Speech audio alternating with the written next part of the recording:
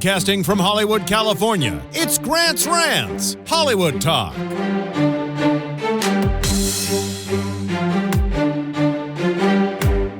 Barrymore ends her marriage. Real Housewives of New Jersey wraps filming, and it's a total mess. Erika Jayne gives 0 Fs. Is OJ innocent after all? And we're talking a must-read book with author Fern Ronay now. Let the ranting begin. You know what I'm about to say. I'm sitting across from lawyer-turned-author Fern Ronay. Hi. I'm so excited to be here. Fern, this has been such a long time coming. I know. Fern was on the short list when I first conceptualized this show of who had to be on it. Now, of course, a lot of stuff has happened over the course of this show. Fern has made an appearance on our holiday episode, but I was really waiting for Fern to come on to talk about her book. I kept saying, I'll come on when my book's going to be released. I'll come on when my book's going to be released. Finally! Yeah, so name of the book and the date. Tell us. Better in the Morning, Tuesday, April 26th. Big release date. Tell us a little bit about the book from the start, before we even get into the topics, because this... Pay attention, please. It is the story of a single 29-year-old Manhattan lawyer named Veronica Bacino, who is guided in her dreams by her dead Italian grandparents, Salvatore and Antoinette. And she goes through a bunch of trials and tribulations, and she is convinced she knows what will make her happy, and they guide her towards the things that will actually make her happy. Nice. Yes. So kind of in the vein of the spirituality that I've been kind of practicing a little bit. I like it, yes. Now, of course, I've known Fern, and we've known each other through AfterBuzz for a while now, before you even, had a publisher. So I know this has been quite a long journey for you, longer than how long we've known each other. So I've kind of seen her come through this celebration of receiving this gift, and then the editing process, and just the timeline that it's taken. So how long does something like this take? So I took a writing class when I was still living in New York in 2008. Okay. So, it's been an 8-year odyssey. I didn't think it was really that long, but now that I think about it. And then I finally finished it in 2012, started looking for agents in 2013, got rejected by pretty much every agent in North America, and then started looking for small independent publishers in the end of 2014. So we moved to LA in August of 2014, and I got my publisher in December of 2014. And then the editing process began. Well, it didn't begin then. But yeah. Final touches for a very long time. So I feel like I've kind of been seeing the evolution of this since the agent and all this. So it's high time to celebrate and promote this book. So we'll get into more of that as we get deeper into the episode. Of course, you can bet on that. But first of all, let's talk about some hot topics. Now, you want to talk about Drew Barrymore and her divorce, which seemed to be kind of put out there in a very almost kind of a classy way. I think she's handled it quite well. Yeah, I love her. We're the same age, so I grew up seeing her as Gertie in E.T., and I just always... I felt for her when she was going through everything she went through. She just really had such a turbulent childhood, turbulent 20s, and it was so nice to see her grow into this seemingly stable, wonderful person. Mm-hmm. She just seems so nice. I just love how she's made it through and how well she's done. So I was so happy when she found this nice Jewish guy, and they had 2 kids, and she loved his family. She finally had a family, a stable family. Right. Oh, I was so happy for her. So when I saw this headline, I was devastated. I'm like, why am I so upset? I just feel terrible. Earlier in this week, I was in touch with someone from Drew's camp. And I was curious if he had known this information at the time, because he didn't touch upon any of it. So I'm like, who knows? I wonder if he knew. Probably, I guess. So she said a couple different things, but very appropriately and just very classy. I think she went about it. She said, "Sadly, our family is separating legally, although we do not feel this takes away from us being a family." Yeah. I think that's the best thing you can say under the circumstances. It's really mature. Yeah. So I'm happy for her if that's what makes her happy, but it can't be easy. And I'm sure the two of them had probably done a lot of thinking about this before just another Hollywood marriage ending. I feel like this one isn't quite as disposable as others. Right. And they blamed a lot of it on the distance, being split between LA and New York. Yeah. Which can be tough. He was based on the Upper West Side or whatever. I feel like that's something you can compromise with, especially if you're both successful. His father was the president of Chanel. He's an art collector or dealer or something. You can compromise where you want to live. You can compromise, I think, in marriage on anything except having kids, because you can't have half a kid. But everything, I think, you can compromise on. She said that she wasn't really into him when she first met him, which I think is a major red flag. And I think she probably got to know him and fell in love with his family, and she married his family instead of him. And I think that's probably the root of it. So it's just a lesson, just wait for the right one. Don't, all of these other things, he's got a lot of money or he's got a great family, or if it's just you two stuck on the moon together, if this is the person you want to be stuck with, that's the test. There you go. I think. Yeah, that's smart. It's that simple. All these people who have to go to pre-marriage counseling, all they have to do is ask themselves that. Yeah, seriously, I think so. Yes. So let's talk about another, I was going to say another hot mess, because that's just what I thought of. And I'm not saying Drew's a hot mess. I don't know why I said that, but I'm looking at Erika Jayne's name. Our girl. And I'm just thinking hot mess. Pretty mess. Pretty mess. Yes. This new music video is, clips were released on E! At time of recording this podcast for her new song, How Many? And I looked at this clip a couple times and the whole thing made me dizzy. That was my first reaction from the whole thing. It's messy. It's very, what can I say? There's crotch touching. She's in pigtails sucking on lollipops. It's very, Japanese anime. Remember the girls who used to worked and followed around Gwen Stefani? They were, I looked up their name earlier, Harajuku or something girls. It's very the hair and the pigtails, the primary colors. It's very, looks like that to me, and it's very bizarre. It was. To me, it was very, trying to be childlike, which is weird to me. Yeah.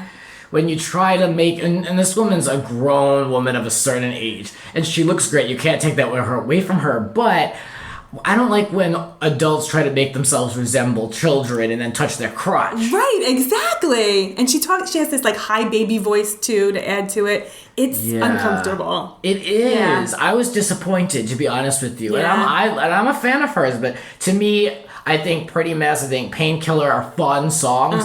This to me doesn't seem like a very fun song. No, I like that phrase, which we see a lot of lately, and it's odd because that's in my book. There's a character who has a magnet, and the magnet says to be given today 0. And I was like, oh, that's weird that maybe it's a sign, because then Rosanna Scotto was on an episode of Real Housewives of Beverly Hills, and I based a minor character on her because I love her and I grew up watching her on the news. So I'm like, all of these Real Housewives signs are coming to me related to my book. Maybe it's a good thing. I hope so. Yeah. I don't know. I hope. But yeah, so I like that phrase. It makes me laugh. But the way it was executed was weird and uncomfortable. Yeah, I wasn't about that video, but I have to watch the whole thing in its entirety before I can really judge.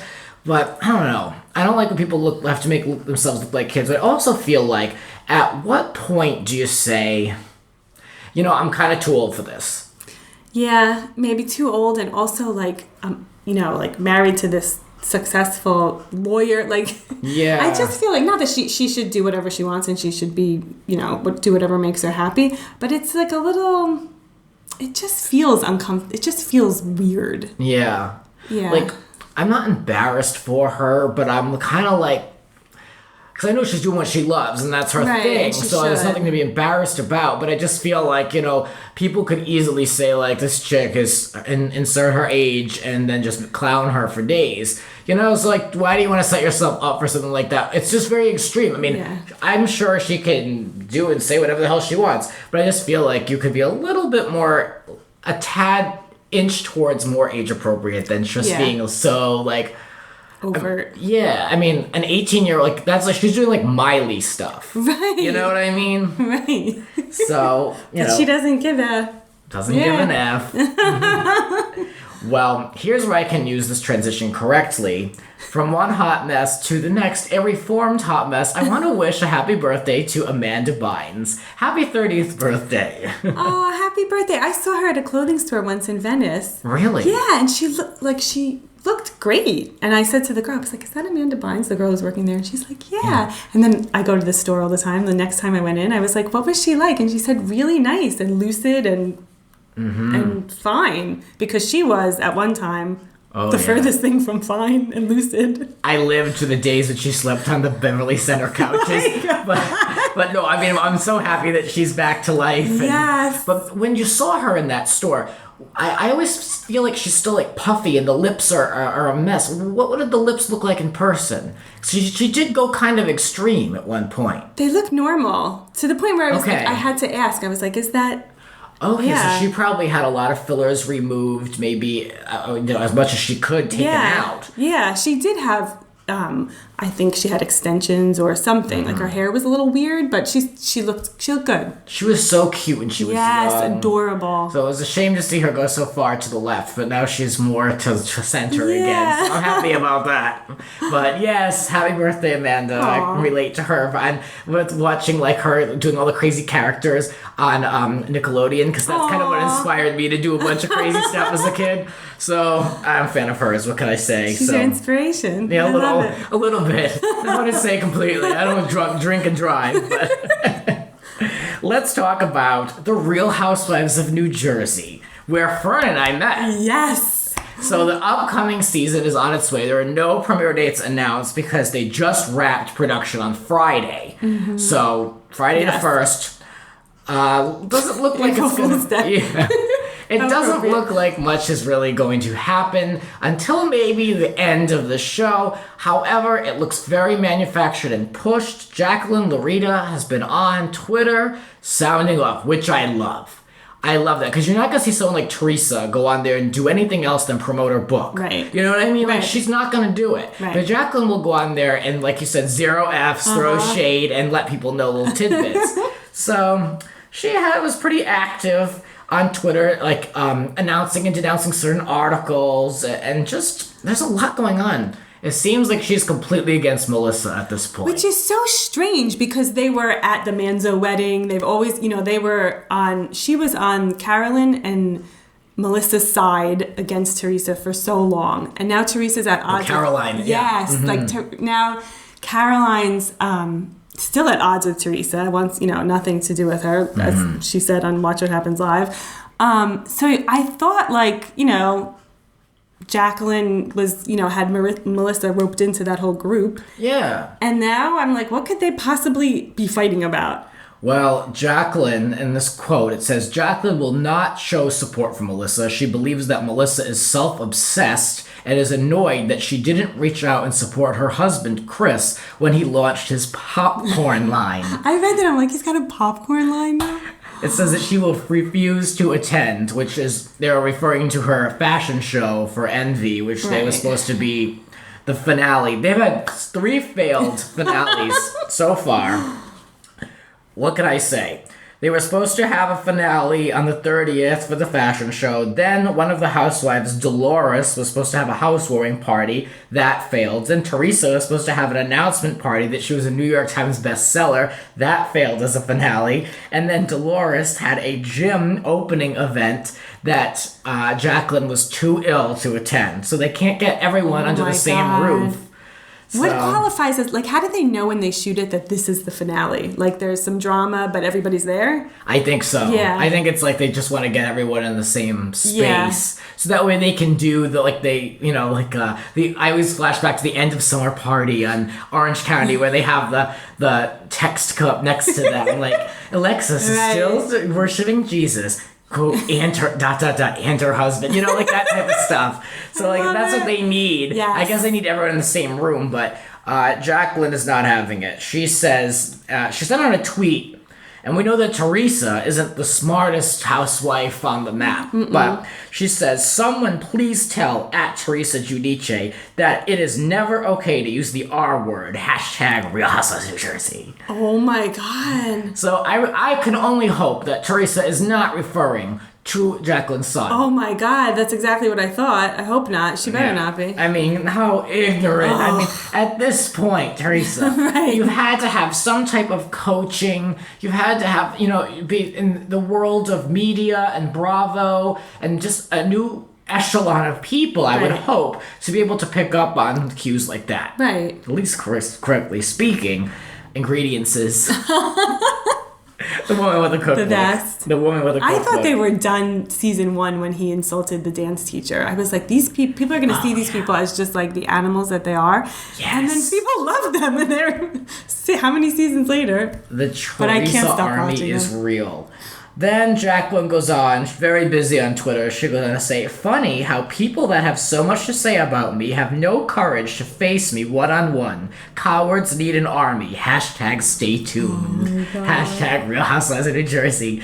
So I was completely done with the Real Housewives of New Jersey. I have been severely disappointed by the entire franchise for the last 3 seasons and pretty much had called it a wrap entirely. However, seeing Jacqueline show out and seeing that there is some type of a feud rooted in something that I don't quite know all about, right. I'm interested. So I think I'm going to, tiptoe back over there. I'm curious. Oh, good. But I mean, even these articles, they say that they're trying to piece the show back together. Right. It's just been in such terrible shape. It sounds like Teresa's doing nothing to risk her probation, doing nothing. She's just collecting a check. And then the rest of them, they just have to manufacture something. Yeah.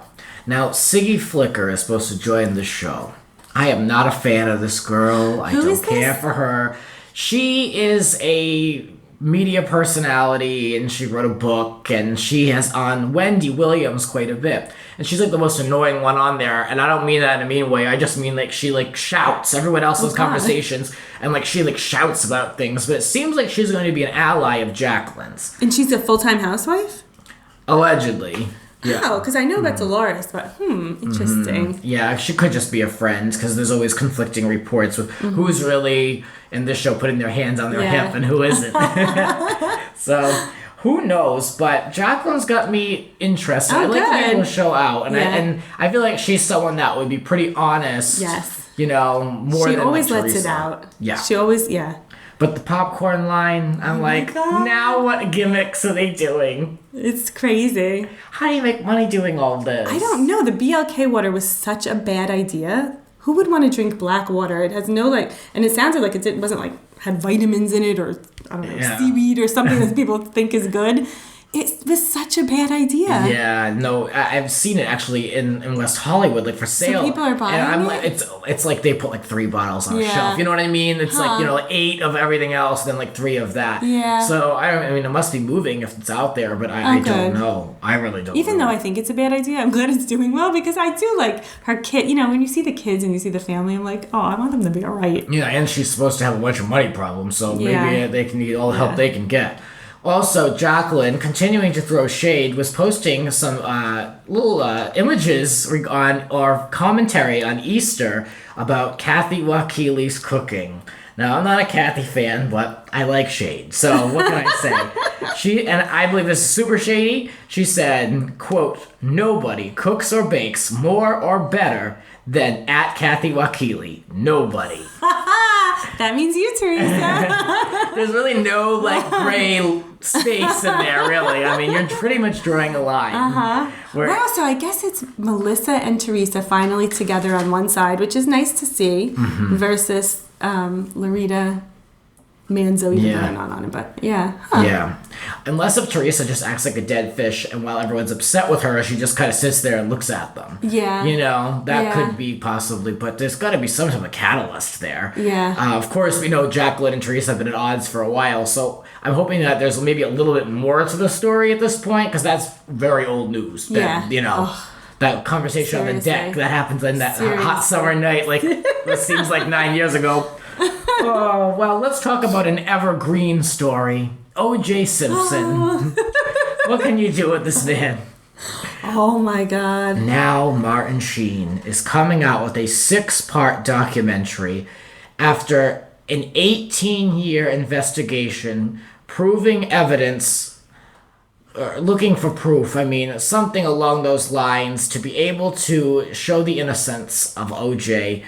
At this point, who the hell continues to think that OJ is innocent? Honestly, it's ridiculous. I Googled, who does Martin Sheen think actually killed Nicole Brown Simpson? And it's based on this, and I've heard this guy in a couple of podcasts. I think his name's William C. Deere. He's written a couple books saying that it was Jason Simpson, OJ's son. But there's no way to explain how OJ's blood got on this, all that over, alone, yeah. all over. Yeah. So maybe the first jury thought that it was planted by the police.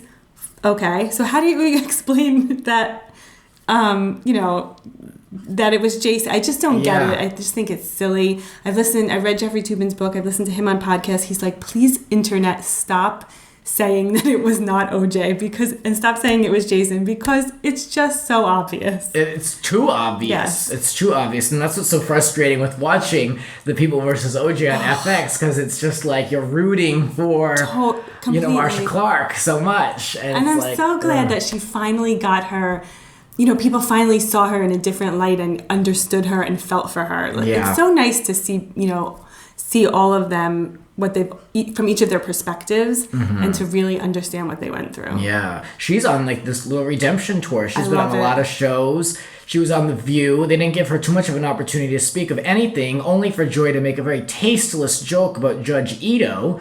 So a lot of time wasted over there. Marsha, I could have told you, skip that show. Yeah. Don't bother. Go on Kelly and Michael if you're in New York. Yeah. You know what I mean? Or go on Good Day New York or something. I mean, anything is better than that mess. So, this documentary is going to air on the ID channel, and according to Inside Edition, it's going to air next year. So, I'm like, I don't know who's going to... people will still be checking for OJ. People will always be interested, because he still is, as Jeffrey Toobin said, the most famous person to ever be accused of murder in America. So that's why, they haven't had a story like that in 20 years, so it'll probably still be, people will still be obsessed with it for a long time to come. I know I am. I have a couple morbid obsessions, like the JFK assassination and the OJ Simpson case. I can't help myself. And I thought the Ryan Murphy series was done so well. I'm looking forward to the ESPN documentary, but I'm not looking forward to Martin Sheen's docu. He thinks it's going to be like the next Jinx, like the police are going to swoop in and arrest Jason Simpson. It's not going to happen like that. No. Keep dreaming. Mm-hmm. And, we have to look at platforms, what they are, too. I mean, his documentary is going to be on the ID channel, where this show on FX has such buzz around it. And it's a lot of it is because, not necessarily because it's news-making, just because, like you said, it's so well done. Yeah. And the performances on this show are fantastic. This show has never disappointed me. I look forward to it. I have one episode left as it airs coming up, and I'm sad to see it go. Me too. It's so well done, and the pacing. And I think it's great for Ryan Murphy because he's beholden to an actual real story. He can't be doing outlandish things and having people walk in from, we thought were dead. Nicole wasn't going to walk across the room. So I'm like, it's really well done and well put together. I can't wait to see what he does next. Yeah, me too. I hope he does Amanda Knox next or John Benet Ramsey. Those would be interesting, because those are like the OJ case.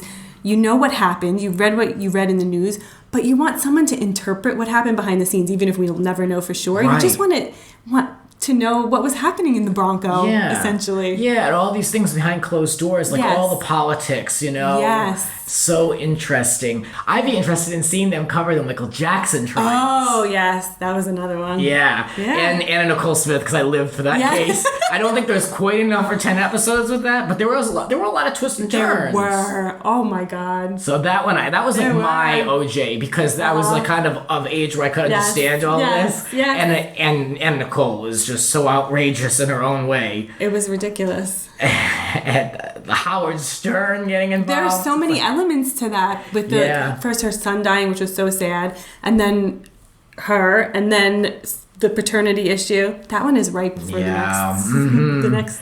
And I love to see how they depict the time periods, because we're not really going back too far, but it's far enough where there's a certain style and flair, and it's so fascinating to see come together. I've been trying not to talk about politics on the show, because who could be bothered at this point? It's everywhere, and I don't want to get involved because there's just too much other good stuff, and it's oversaturated. However, Ivana Trump, what can we say about her? She gave an interview to the New York Post recently, very recently, in fact, and she kind of's backing up her ex. She seems to be on Team Trump. Thinks he'll be a great president. Yep. she went on to say a bunch of stuff that 5 years before their divorce, the Republican Party reached out to him to potentially run, allegedly, and all this. So this has been a long time coming, she says, and some like odd things that she said along the way. She did clarify that Donald has no trouble downstairs. I'm so glad we can put that to rest. Oh, thank God. It's what we worry about in our presidential Disgusting. candidates. I can only imagine what the world must think. And she continues to say, she talks about immigration pretty much, and she feels kind of the same way that other people do in Team Donald. And she says that... I have the quote. It says, as long as you come here legally and get a proper job, we need immigrants. Who's going to vacuum our living rooms and clean up after us? Americans don't like to do that. Oh my God. How do they say these things and not know that it's offensive, one, but that it's going to blow up? Yes. So this was in the so post. It's now color. people, yeah. Yeah, it's so off color, and it's more than anything, it paints Mexican people and immigrants and minorities with a brush that's all they're good for and that's all they're recognized for. Meanwhile, across top universities, there are folks from different religions, races, creeds, and you go around the country. There are plenty of white people I see who are in made circumstances or made positions, cleaning hotel rooms, working in that line of hospitality. So it's very unfair to paint a group of people with that brush. And I just don't know how anyone nowadays in this day and age would feel comfortable speaking out to a major press outlet saying those words and being like, yeah, and not eating the words or like painting, like trying to be like, oh, but I really kind of mean this. Right, like Kelly Osbourne. The minute it came out of Kelly Osbourne's mouth on The View, she was horrified. She was, immediately backpedaled. She was crying supposedly during the commercial break. But it seems like Ivana is so obtuse that she's just like says it and then goes on her merry way. Get her hair and nails done. Yeah, just like Donald. It's that 1% group that Donald claims that he is, not aligned with, but yet that's where he comes from. Right. That's where his kids are. That's just the world that he lives in. He has a building in New York with its own zip code. I mean, come on, I can't relate to that. Right. So but I remember him going bankrupt, and I remember him his daughter telling a story where they stepped out of the car and there was a homeless person on the street. He was $800 million in debt, and he said to his daughter, that homeless person sleeping on the street is $800 million richer than me. So he has been down before, and so maybe it was he thinks it was his smarts that got him out of it. Who knows what it was?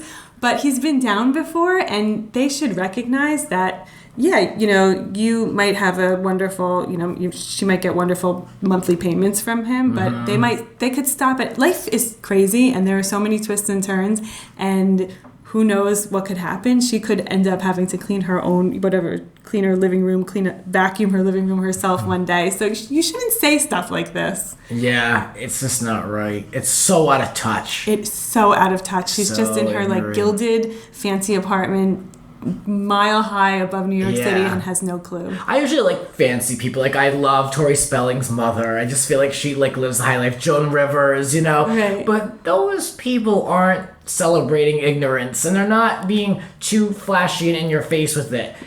And Candy Spelling could be, and she that big house she had, someone could argue it was, but I feel like she's not obnoxious with it. Right. Personally. Right.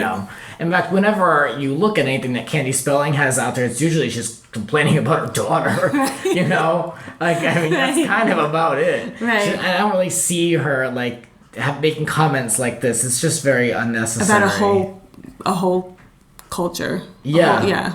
Yeah. I mean, the overall thing I think, this is what I'll say about everything under the umbrella of immigration and racism and all the stuff that we face, is I think a lot of people outside of big cities don't have the interaction or the relationships with these folks. So to them, it's just like an us versus them thing, because they don't have the acknowledgement. They don't have the interaction of these people. Right. So it's an easy thing to paint someone with a brush, but if Yeah. Now the world is becoming mixed, folks. So deal with it. Yeah. But you're right. If they never worked with, so when I was a lawyer and accountant, worked with a brilliant young Mexican coworker, then you can never say, look at this person who had a similar track as me, and that it takes getting to know people to erase that ignorance. And these people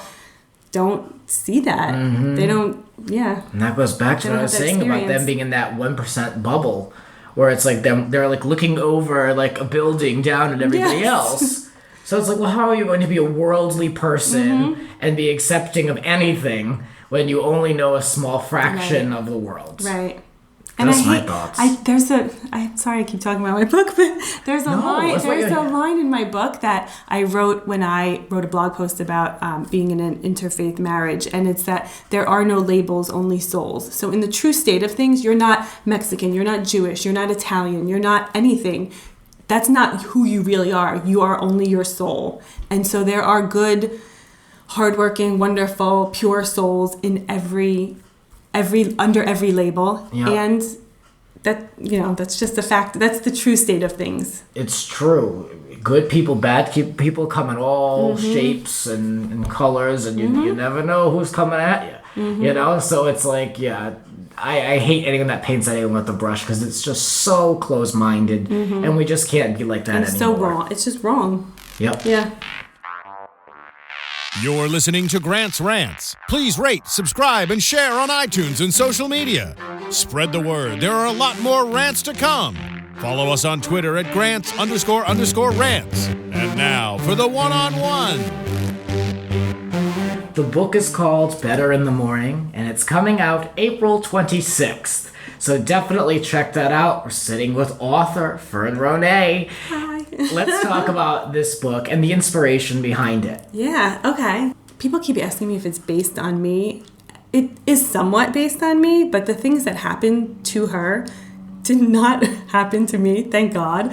It's fiction, so it has to actually be interesting. So it is somewhat based on me and somewhat based on my journey, but not entirely. And the character of the boyfriend who, she thinks she's going to get engaged in the first couple chapters. That's not based on anyone either. I met my husband at 31, going on 32. So I dated a lot of people before that. So I have a lot of, experience. So it's not based on one person. The character of Sid is somewhat based on my husband, but again, it's fiction. So it is my story, and it is my love story and my realization story about what I'm meant to do here, but it's not my biography by any means. Right. Yeah. That's good. So how long have you been writing this? So I took a class in 2008. Oh my God, it seems so long ago, in New York, when I was still living in New York, and I finally finished it in 2012. So I had been writing it on and off and exchanging with beta readers and taking more classes and just trying to make it better. And then in 2012, I felt ready to send it to literary agents. So I started sending it to literary agents in 2013. So when this finally comes out on the 26th, it's going to be like giving birth to a very long project. I know, it's my book birthday. I can't wait. Yes, my baby will finally be here. So what was the turning point? We mentioned you're a former lawyer. Yeah. What was the turning point to get into writing novels? Yeah, so I was a lawyer, and then I was at Deloitte. I returned to Deloitte to do consulting, and I was 30, and I was dreading turning 30. My 30th birthday I was single. I'm a single lawyer in New York City. This is so pathetic. Like, when am I going to meet my husband? It was so depressing. And then 6 weeks before my 30th birthday, my 21-year-old cousin died. And that was a bit of a turning point. But I still, I still kept on the track of just doing the finance and law thing, working in the World Financial Center at Deloitte in downtown New York.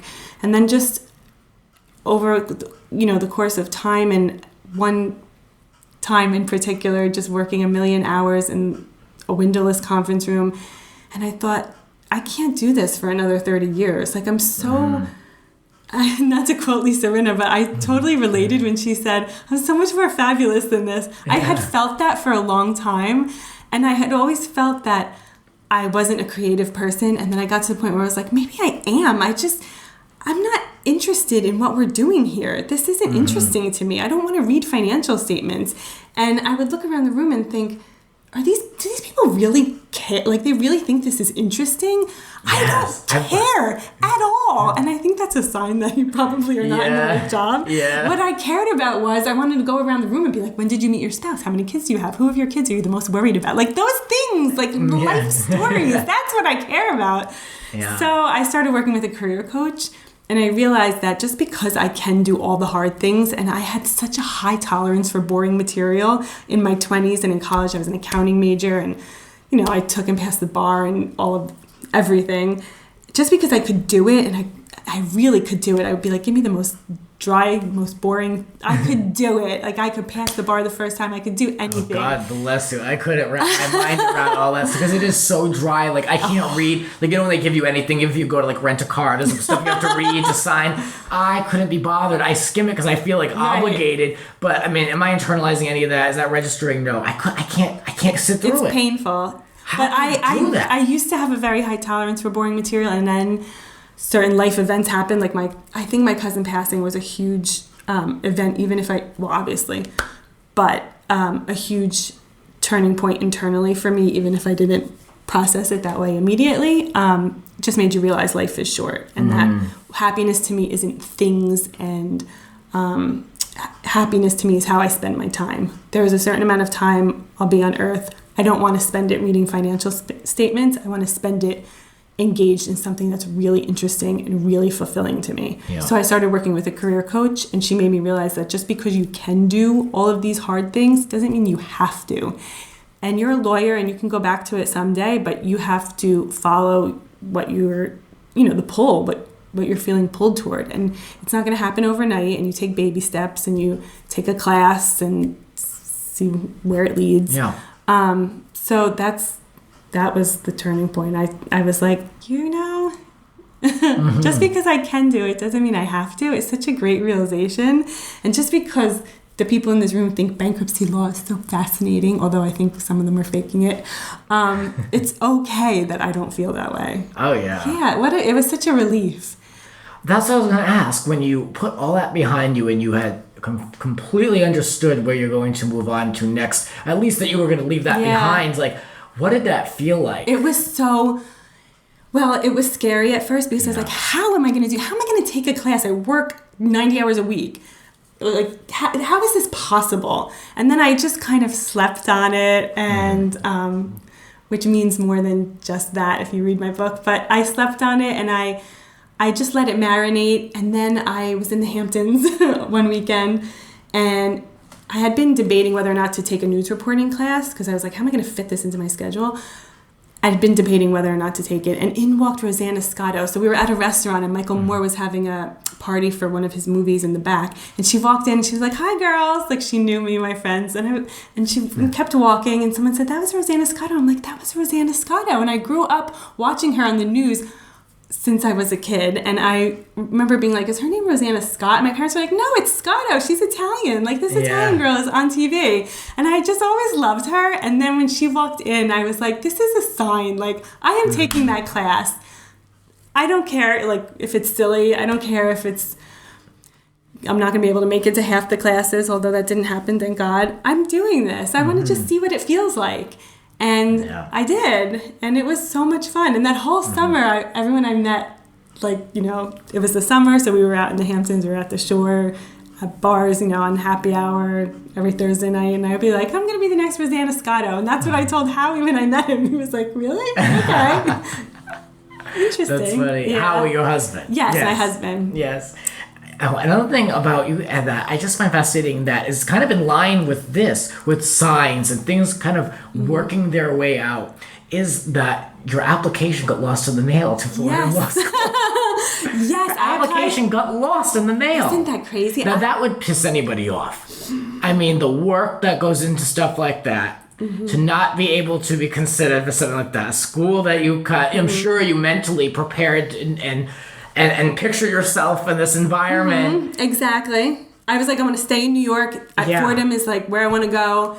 I remember crying to the woman at the post office. I'm like, are you sure it's not like stuck under like one of the desks? Like, anything can happen. Yeah. I've always had an active imagination. I'm like, can you just look? And she was like, if you want to be a lawyer, you're going to have to mail things. And maybe you should have mailed it certified. I was like, this is not what you should be saying to me right now. That is the worst thing you could say to someone. You know, to rip that woman's head off. Right? But now I think about it and I'm like, okay, my application got lost in the mail. I reapplied 2 weeks before the deadline. I didn't get in. I ended up going to Boston College Law School, which was even, ranked even higher, but it was in Boston. I had to go away. And I met my friend Christine, and then years later, Christine was like, come out to this bar for my coworker Steven's birthday. And that was on July 7th, 2007. And there was this cute bald guy at the bar, and I was drunk and feeling happy. And I was like, hi, I'm Jen. So I go by Jen at home. Yeah. And we just started talking, and he's my husband now. There you go. So thank you, U.S. Postal Service. If I hadn't...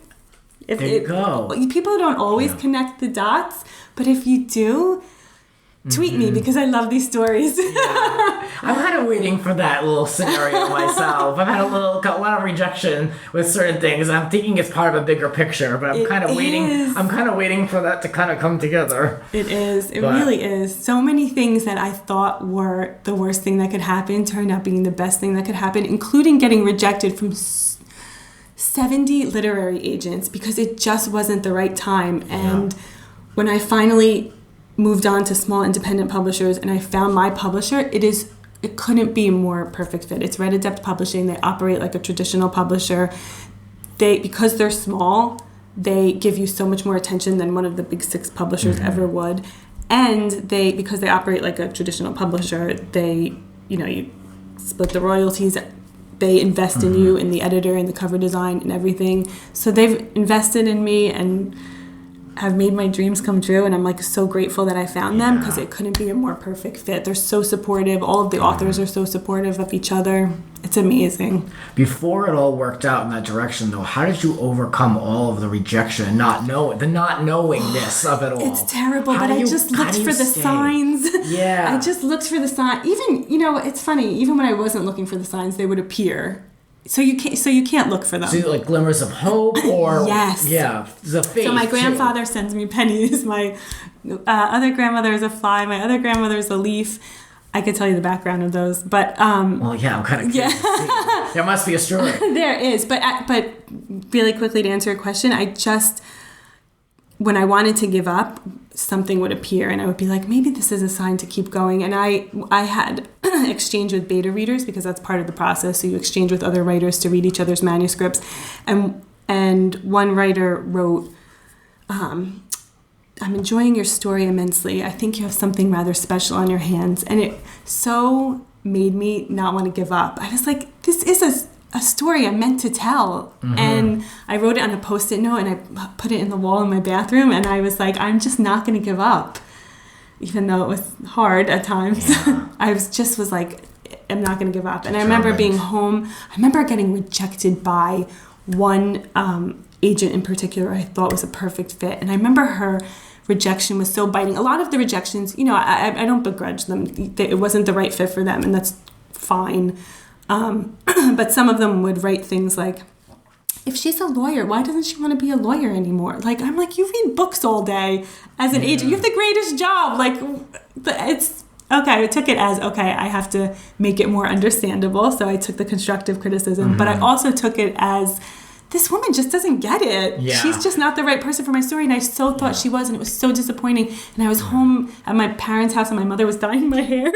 and I was sitting in their kitchen, and my father has all these plants all over. And I was thinking, I can't believe she didn't work out. That's so upsetting. And then a leaf fell off one of my father's trees it's practically a tree that he has in our kitchen. And I was like, oh, hi, Graham. And then I was like, looking back, I think, she was not the one. Yeah. And thank God I found Red Adept. And thank God didn't get an agent then because it was not the right time. I had to move to LA. I had to do AfterBuzz. I had to meet John Edward. Was such a blessing, interviewing psychic medium John Edward. All of these things had to line up before my book could be shown to the world. I had to find the right people. So you just have to trust. Yeah. That faith too. Yeah. And you were talking about how you and your husband listen to Joel Osteen. Love. And you find such positive affirmation in him. And I do as well. In fact, Megan Stecker, both mutual friend and friend of the show, encouraged me to listen. So he's so great. I'll go to like meditation. This is sounds like so woo, but this is what works for me. I'll go to meditation, then instead of listening to like Tyga on the way home, I'll listen to like Joel Osteen. So I'll maintain that that positive energy and that thought process.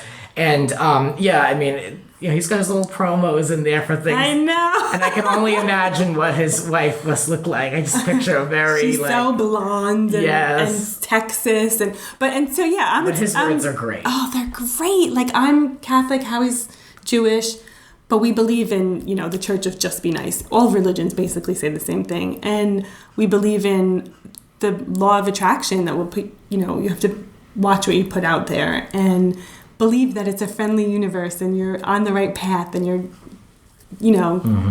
that's exactly what he says. Yeah. And if you can just get past the, buy the 1999 Jesus kit or whatever he says some things in between that I'm like, okay.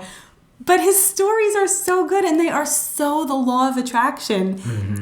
Even though there's the oldest stories in the Bible, his interpretation is the law of attraction. It's amazing. Yeah, they're a really good listen. They're only about 25 minutes. Yeah. So a real quick and easy listen, and it's just positive. It's not even necessarily too rooted in Jesus talk at all. It's enough to be able to get through, and it's all worth something, So I love that you listen to him too. I try to add that in my life, especially now a little bit more, because I am really trying to embrace this law of attraction and bringing in the right energy, attracting the right energy. So let's talk about that energy. Actually, you say that energy doesn't die. And, it just helps souls, you just evolve with the soul. So talk more about that, because I love this talk. Well, I mean, it would be nice if the meaning of life was that, you're supposed to come here and be happy and laugh.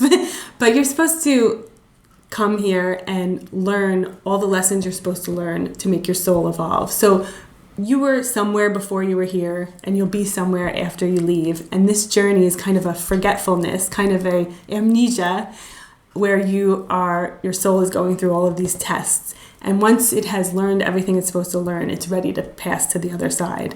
And I think that when we go to sleep at night, that we're able to connect with the other side, because you're not awake, you're not have your guard up, you're not you're on another plane. So I think when we go to sleep at night, we meet with our spirit guides, and the other side is in a physical place. Like, you can be anywhere. So you go to sleep at night and you meet with your spirit guides on this other plane, and I don't know, everybody talks about something different, but there's a reason that everything is better in the morning. There's a reason why when you wake up, maybe you don't have the answer right away to something you've been trying to work out. It'll come to you during the day, but there's a reason that you wake up with this lighter feeling, I believe. And even if people say, I don't dream of my grandmother. Well, it's not a dream per se. It's really a visit, and it's okay that you don't remember it. You do meet with your grandmother, whoever is guiding you. And you just don't remember it. Yeah. So that's how I think it works. That's what I believe. And I think during the day, they don't have a human body to talk to you with, so they use their energy to make things happen so that certain things appear in your path. So if the sign is a penny and you're worried about something and you're walking down the street and you see a penny, you went in that direction for a reason, and you saw that for a reason. Yeah. I always joke with my grandmother that when she passes, she better be leaving things. She told me, yeah, I'm going to be doing a lot. You're not going to hear the end of me. She's like, yeah, I'll do whatever I can. So I'm I don't know what the sign will be, but she claims. Well, my grandma and I agreed on a sign. So my grandmother, the most recent one who passed, my mom's mom, I said, send leaves. And she's like, leaves from a tree? And I was like, yeah. And then sure enough, a leaf dropped just when I needed it.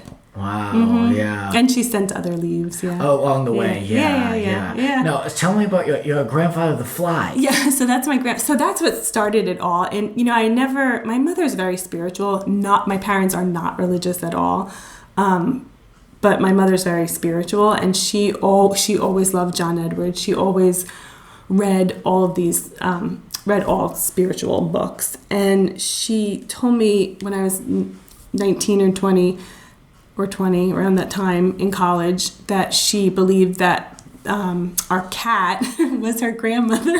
And I remember being like, you believe that? And she's like, well, I don't know. Like, my grandmother and I used to squeeze each other's hands and in like a certain way. And she said, I was lying in bed reading a book, and Shelby, our cat, was I was holding her paw, and she like squeezed it in the same, kind of like the same beat.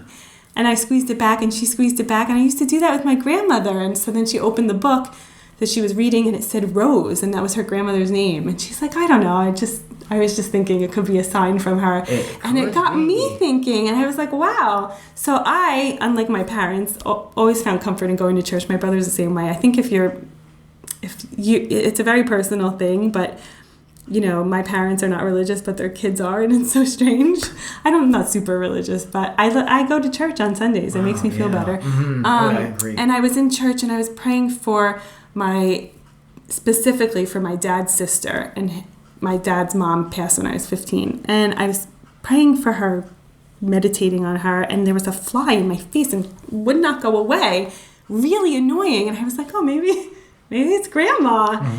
And so it's a grandmother. Yeah. Okay. Yeah, and I was like, maybe that's Grandma Fernicola. And so after that, I was always like, I think my grandmother comes to me as a fly. And then when my niece was born, she was born in February, and we have this on video, my sister-in-law is sitting in the hospital room, and she's like, why is there a fly here in the middle of February? I feel like it's her. Yeah, how could a fly in a sterile in a hospital in the middle of February? We have it on video. Wow. Yeah. Mm-hmm. So you just never know. Yeah, that's you ask, mm-hmm. and they'll show you. Yeah. And if you decide you want it to be something, they'll do it. Mm-hmm. I think it's important to open up your third eye, because you do see things like that. That just people who are so dialed in and they choose not to believe, and it's like they could be missing out on things. It's just interesting. Yeah. And if it's a comfort to some people, then I always say whoever's meant to read my book will be led to it somehow. So if you're open to that kind of thing, I hope my book is a great comfort to people. Mm-hmm. But I also don't want it to diminish, and I'm not diminishing anyone's grief. There are some people who I'm sure think, I want my mother here. I don't care if she comes to me as a butterfly. I want her here on Earth, mm-hmm. alive. And I totally get that. So I'm not diminishing that in any way. Right. Now, the book, where can people find it? How can they get this in their life? It'll be on Amazon, and Barnes & Noble, and they can buy the Kindle version, or they can buy a hard copy. I think Amazon is usually the way to go. So on release day, there'll be a $2.99 Kindle sale. And then after that, the price goes up. But yeah, Amazon. There you go. And you said Barnes & Noble as well? Yes, yeah. There you go.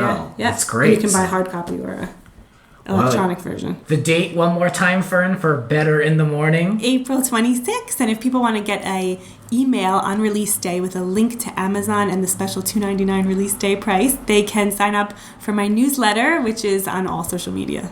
Great. All right. Well, we're going to post that contact information in this episode below, so you can check out Fern on social media and you can take advantage of that deal. Definitely check out the book. I got people in my life that want to read it, so it's going to be good. It's time to finally celebrate this book. I'm so glad we got to do this show. I wanted to do this show with you since the very beginning. Well, like you said, wait for the book. So everything's coming together. Yeah, it must be an exciting time for you, though, really, to be able to promote this and have, so much to show, around to get the word out. I really am so proud of it. After the editing process was brutal, but it was amazing. So I'm so proud of where it is now. That's great. Yeah. Thank you so much for coming in. Check out Fern, all of her information, and there'll be more rants to come. This has been Grant's Rants. Follow us on Twitter at Grants__Rants. Cover art created by Howie Ronay. Voiceover by Sir Richard Wentworth. Original theme music composed by Alexander Arnson.